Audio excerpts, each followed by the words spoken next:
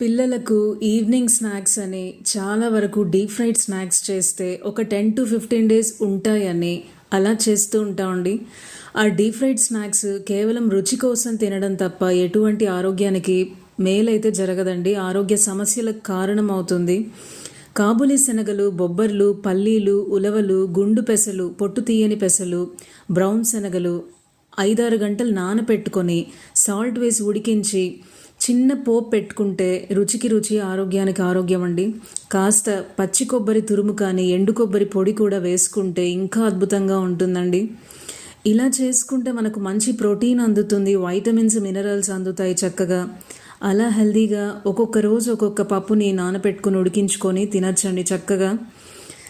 ఇలాంటి మంచి healthy recipes కోసం జీరో ఆయిల్ రెసిపీస్ అండి. పోపు కూడా ఆయిల్ లేకుండా పెట్టడం మన ఛానల్ దివ్యామృతంలో చూపించాను. మరిన్ని హెల్దీ రెసిపీస్ కోసం దివ్యామృతం